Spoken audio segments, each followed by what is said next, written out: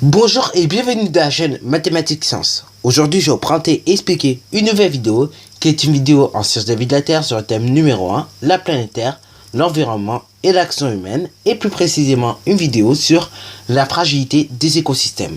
Donc, en règle générale, justement, donc en général, un écosystème est stable, mais par contre, il peut être fragile. Ok, c'est comme par exemple, certaines autoroutes, ok, ne connaissent pas le bouchon, ok. Les routes sont fiables, ok, les routes sont stables. Donc tu sais très bien que si tu as sur un pont, par exemple, prenons le viaduc de Millau, donc c'est un pont assez long quand même, 2,6 km, ok. Donc prenons cet exemple-là. Donc ce pont-là, justement, tu peux y aller sans risque, ok. Mais par contre, justement, à force que ça bouge, ça peut très vite devenir, entre guillemets, fragile. Parce que, bon, il suffit juste qu'il y ait un qui fasse n'importe quoi sur la route et qui fasse un accident. Et voilà. Du coup, ça baisse la régularité, pardon, si vous voulez. Donc, ça devient un peu plus fragile, en gros. Donc, en gros, il y a plus de bouchons. Voilà. Donc là, j'ai pris l'exemple du viaduc de Millau. Mais bien évidemment, pardon, on aurait pu prendre d'autres exemples, pardon, pour expliquer cela. Et justement, donc, les activités humaines, comme la surpêche, par exemple, ok, peuvent perturber le fonctionnement d'un écosystème et aboutir donc à sa destruction.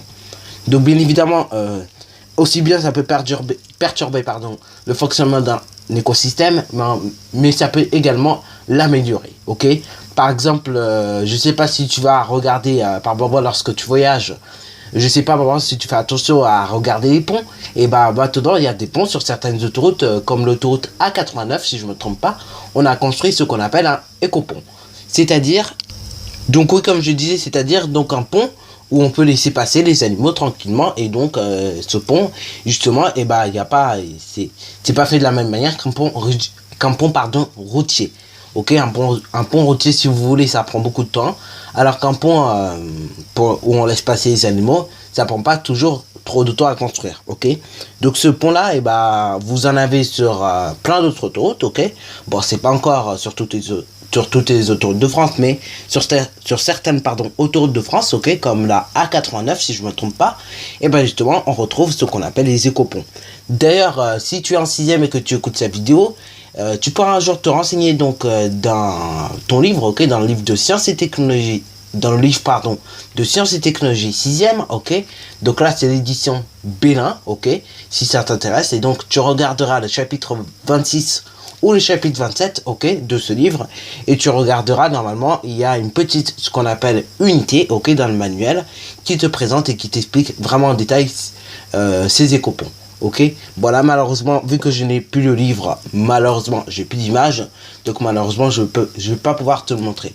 Mais en gros, c'est un pont végétalisé, ok, bien évidemment construit au-dessus d'une autoroute, et donc il y a une autoroute qui passe avec toutes les voitures, et au-dessus les animaux qui passent tranquillement sur les copons. Voilà, donc sur ce, c'est déjà la fin de cette vidéo. Alors si tu as bien aimé, n'hésite surtout pas à liker, à commenter, et bonne réussite à toi en mathématiques et en sciences.